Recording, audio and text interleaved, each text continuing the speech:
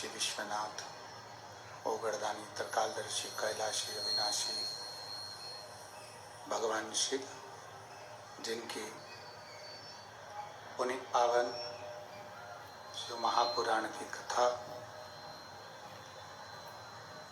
संपूर्ण विश्व के कल्याण हेतु बाबा देवाधिदेव महादेव की कृपा से आप और हमको श्रवण करने का सौभाग्य प्राप्त हुआ है। बड़े भाग्यशाली हैं बठिंडा पंजाब के रहने वासी। आवाज नहीं जा रही कहीं पर भी। बड़े भाग्यशाली हैं बठिंडा पंजाब के सभी रहनिवासी, जो इस पवित्र भूमि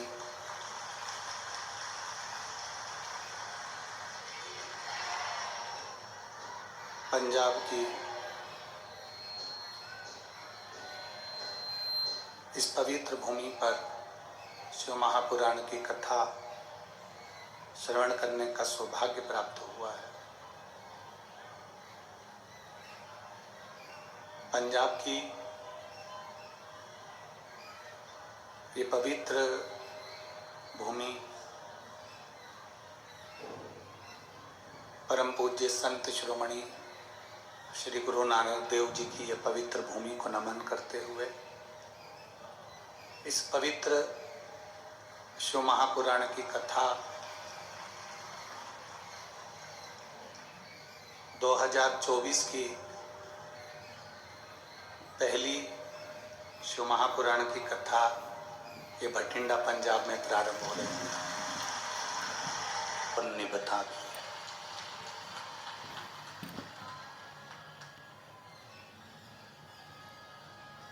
ब्रह्मा ब्रह्मलोक में रहते हैं, भगवान विष्णु वैकुंठ लोक में रहते हैं।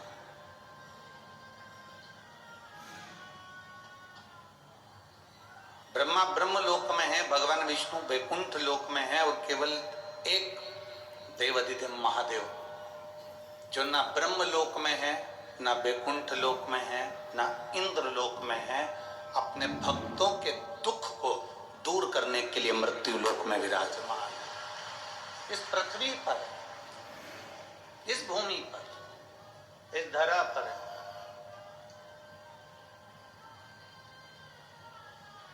तुम्हारे नजदीक में जो होता है वो आपके दुख को समझता है। पत्नी को तकलीफ हुई तो पति उसके दुख को समझता है, पति को तकलीफ हुई तो पत्नी उसके दुख को समझती है, बेटे को तकलीफ हुई तो माँ उसके दुख को समझती है, बेटी को तकलीफ हुई तो बाप उसके दुख को समझता है, भाई को तकलीफ हुई तो भाई उसके दुख को समझता है। कारण वो आपके करीब में, आपके नजदीक। जो नजदीक में होगा वो दुख समझेगा।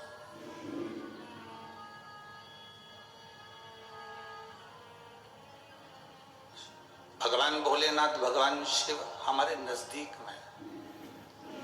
अगर हमको इतना सा भी दुख आता है और हम एक लोटा जल लेकर महादेव के मंदिर में पहुंच जाते हैं, वो आपके जल की दशा को देखकर पहचान जाता है कि इसको दुख क्या है। कहना नहीं पड़ता। द्वारिकाधीश जी के सामने, भगवान द्वारिकानाथ के सामने सुदामा जी गए तो सुदामा जी ने नहीं कहा कि मैं भूखा रह रहा हूं, मेरा परिवार भूखा है, मेरे बच्चे भूखे हैं, मेरा कुटुंब, मेरा परिवार, मेरा घर के बच्चे मेरे भूखे हैं। ये सुदामा जी ने कृष्ण भगवान के सामने नहीं कहा। भगवान कृष्ण के आगे ये बात उन्होंने कही नहीं कि मेरे बच्चे भूखे हैं, मेरी पत्नी भूखी है, मेरा परिवार भूखा है। ये बात नहीं कही। केवल उन्होंने तंदूल की पोटली निकाली, चावल की पोटली निकाली और तंदूल की पोटली निकाल कर दे दी और तंदुल की जो पोटली भगवान कृष्ण ने ली, उसमें से तंदुल जब निकाले और उन तंदुल को मेरे भगवान कृष्ण ने अपने मुख में लिया, उतनी देर में पहचान गए कि सुदामा का दुख कितना है, सुदामा के हृदय में तकलीफ कितनी है, सुदामा के हृदय में कष्ट कितना है।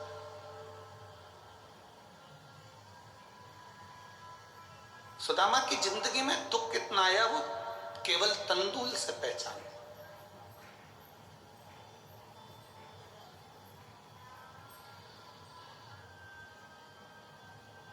आपको जाकर देवाधिदेव महादेव के सामने ये नहीं कहना है कि मेरा दुख कितना है,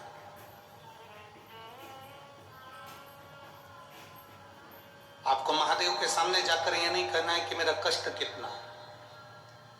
आपको तो महादेव के मंदिर में जब जाएं, भगवान शिव के मंदिर में जब जाएं, एक लोटा जल लेकर, जब अपने घर का पानी लेकर, घर का जल लेकर, मंदिर का जल नहीं, घर का जल लेकर जब आप देवाधिदेव महादेव के पास में पहुंचेंगे, भगवान शंकर को एक लोटा जल समर्पित करेंगे, तो महादेव उस जल से पहचान जाएंगे कि आपकी जिंदगी में तकलीफ क्या चल रही है, आपके जीवन में दुख क्या चल रहा है।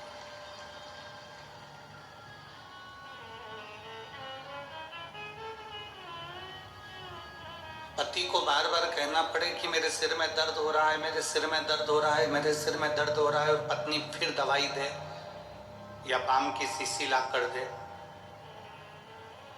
वो एक अलग बात है। पति के सिर में दर्द हो, पति का चेहरा बता दे कि इसको क्या तकलीफ है, और पत्नी तुरंत दौड़कर पानी का गिलास लेकर आए या दवाई का बॉक्स, मेडिकल बॉक्स लेकर आए और अपने पति को पूछे कि लाओ मैं आपको कुछ दवाई दे दूं, आपका चेहरा अच्छा नहीं लग रहा है, आपका स्वरूप अच्छा नहीं लग रहा है, आज आपके चेहरे पर रौनक नहीं है, मुझे लगता है आज आपको कोई कष्ट है, आप कोई टेंशन में हो, डिप्रेशन में हो, आपका चेहरा बोल रहा है कि आपको कोई तकलीफ है, लाओ मैं तुम्हें कुछ दवाई दे दूं, कुछ गोली दे दूं, ग्लूकोज दे दूं, पानी दे दूं, कुछ नींबू पानी मंगा दूं, नारियल पानी बुलवा दूं। पति को कहना ना पड़े कि मेरे को ये तकलीफ है, और पत्नी मेडिकल का बॉक्स लेकर आ जाए और आपका चेहरा देखकर पहचान जाए कि आप तकलीफ में हो, तो समझ लेना कि पति और पत्नी का संबंध बड़ा प्रबल संबंध है। वो जान गई कि चेहरे से कि मुझे तकलीफ क्या है। उसी तरह महादेव के मंदिर में आप जब एक लोटा जल लेकर शिव के मंदिर में बस केवल उसकी दरवाजे पर पहुंचो, और मंदिर में जब आप एक लोटा जल चढ़ाओ, आपके हाथ के जल चढ़ते से महादेव पहचान जाए कि इसको तकलीफ क्या है, तो समझ लेना तुम्हारी भक्ति प्रबल हो, तुम्हारा विश्वास दृढ़ हो गया, तुम्हारा भरोसा पक्का हो गया।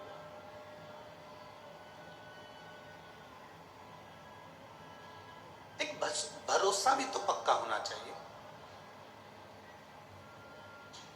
गुरु नानक देव जी के 2 पुत्र, 4-5 शिष्य,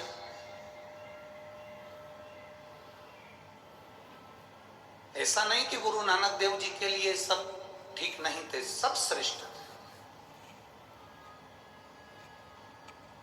गुरु नानक देव जी ने तो हर पंक्ति में यह बात कही है कि सब में रब को देखो, साईया सब में समाया।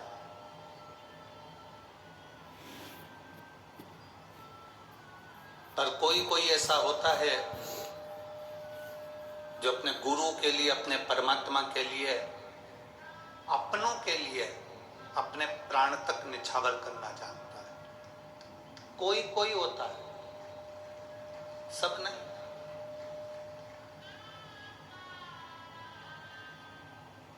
पड़ोसी तुम्हारे बन सकते हैं,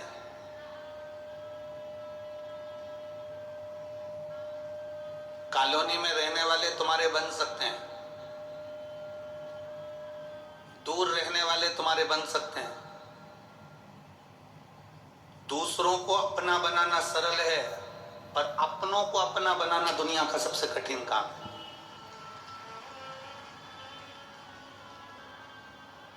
दूसरे को अपना बना सकते हो, दूसरे को अपना बना लोगे, वो सरल है। पर जो अपने हैं उनको अपना बनाकर रखना, ये दुनिया का सबसे कठिन काम है।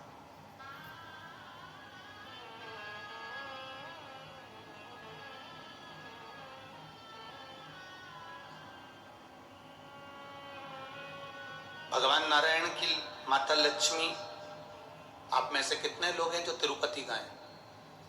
हाथ उठाओ जरा। गए हो? रखो। आप में से कितने लोग हैं जो द्वारका जी गए? ठीक है, रखिए। आप में से कितने लोग हैं जो कभी पंढरपुर गए हो? कभी गए हो? रखिए। आप में से कितने लोग हैं जो बद्रीनाथ गए हो? ठीक है। बद्रीनाथ के मंदिर में, बद्रीनाथ जी के पास में लक्ष्मी जी बैठी हैं क्या? अरे बोलो तो जम के। नहीं। द्वारकाधीश में, द्वारकाधीश के पास में रुक्मणी जी बैठी हैं क्या? द्वारकाधीश के नजदीक में? नहीं। पंढरपुर में हरि विठल जी के पास में रुक्मणी जी बैठी हैं क्या? नहीं। तिरुपति में नारायण के पास में लक्ष्मी जी बैठी हैं क्या? नहीं।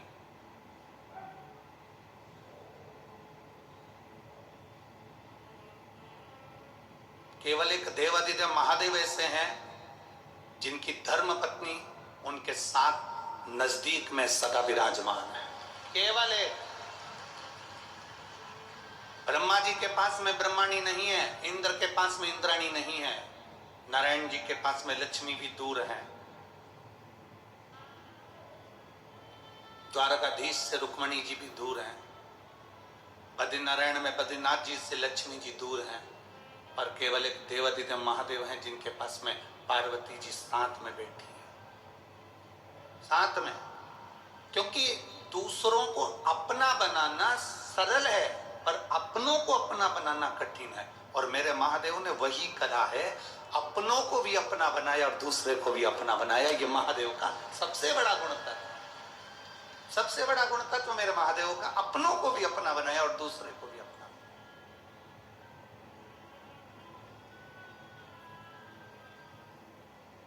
एक बार गुरु नानक देव जी जा रहे थे, उनके सारे शिष्य उनके साथ, उनके पुत्र उनके साथ में थे।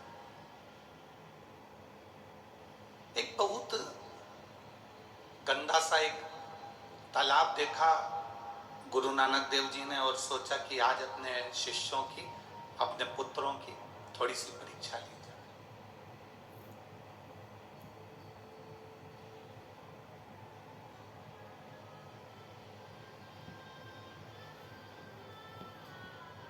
उनके पास में कटोरा था, पात्र था। उस कटोरे को गुरु नानक देव जी ने उस गंदे तालाब में फेंक दिया। बैठ गए, सब आए, सारे शिष्यों से कहा कि मेरा कटोरा इस गंदे नाले, इस गंदे तालाब में गिर गया है, कोई निकाल के ला दो। पुत्रों ने भी मना कर दिया,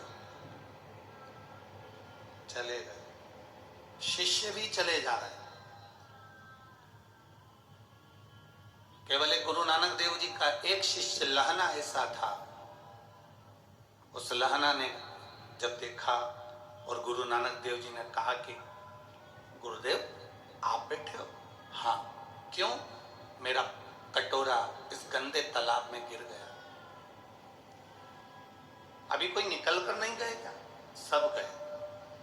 मेरे बेटे भी निकल कर गए, मेरे शिष्य भी निकल कर गए, पर कोई गंदे तालाब में कूदने को तैयार। लहना ने कहा गुरुदेव आपको कटोरा चाहिए? हाँ। लहना ने एक बार भी कुछ बात नहीं करी और लहना कूद गया उस गंदे तालाब में और कटोरा निकाल कर अपने गुरु जी को हाथ में लाकर दे दिया। गुरुदेव ये कटोरा। गुरु नानक देव जी ने कहा कि तूने ये नहीं पूछा कि कटोरा गिरा कैसे? कटोरा गया कैसे? तूने एक बार भी नहीं पूछा कि ये कटोरा गिरा कैसे, गया कैसे, गंदे तालाब में पड़ा कैसे? गुरुदेव आपने कह दिया ना कि कटोरा बस तालाब में गिर गया। अगर शिव का वचन, शिव महापुराण के शब्दों पर गुरु के शब्दों पर यदि एक विश्वास पक्का है तो फिर उस विश्वास पर अगर तुम चल दिए तो ये निश्चित है कि एक ना एक दिन गुरु की और शिव की कृपा जब बन गई तो जिंदगी में अपनी हाल भूल जाओ। फिर आपको निहाल होने में कोई दिक्कत नहीं है।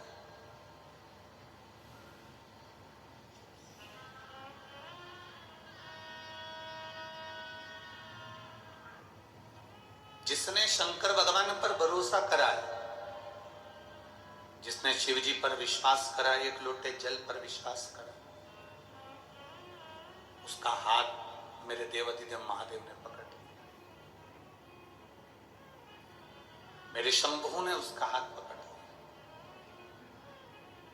एक जरा से कटोरे से गुरु नानक देव जी ने यह अंदाजा लगा लिया था कि मेरे सिंहासन पर, मेरे गादी पर, मेरी जगह पर, मेरे इस सुख को कौन जान सकता है, कौन पहचान सकता है। अपने बेटों को वो पद नहीं मिला, गुरु नानक देव जी के पुत्रों को वो पद नहीं मिला, अन्य शिष्यों को वो पद नहीं मिला जो लहना के पास प्राप्त हुआ।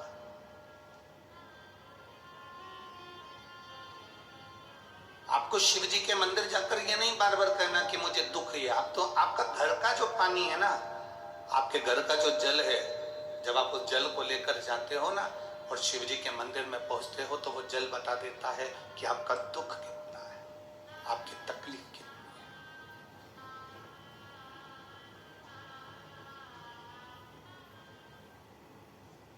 आरओ लगाने वाले को आप एक बार अपने घर पर बुलाना। आया आपके घर पर कभी आरओ लगाने वाला? आरओ का पानी, आरओ का जो मशीन लगाने वाला आपके घर पर आया होगा, सबसे पहले वो पानी की जांच करता है।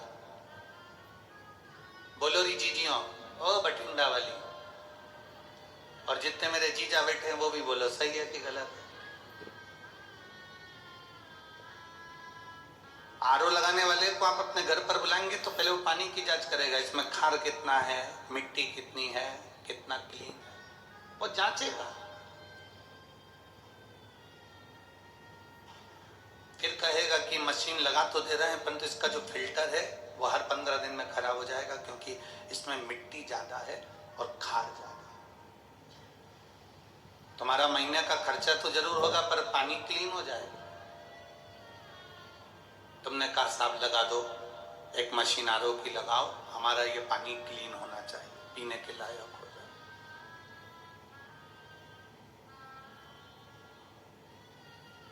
शिव जी के ऊपर जब एक लोटा जल चढ़ाने के लिए आप जाते हैं तो जैसे मशीन पानी को क्लीन करती चली जाती है, धीरे धीरे रोज जब हम देवाधिदेव महादेव पर एक लोटा जल समर्पित करते जाते हैं तो हमारी जिंदगी का दुख भी, कीचड़ भी भगवान भोलेनाथ क्लीन करते चले जाते हैं, धीरे धीरे साफ।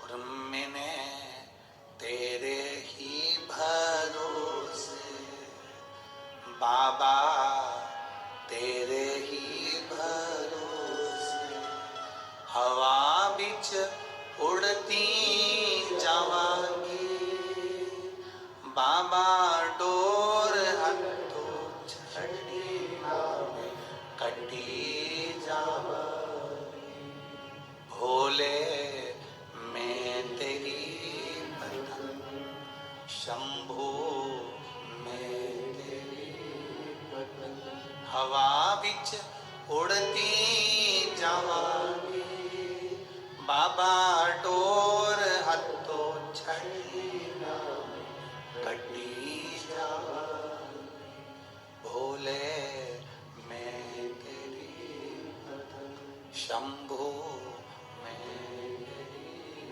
बंधन। इस लाइन को सुनने के बाद एक बार भगवान ने एक भक्त से पूछा कि ये बता तुझे उड़ाऊं कि नहीं उड़ाऊं।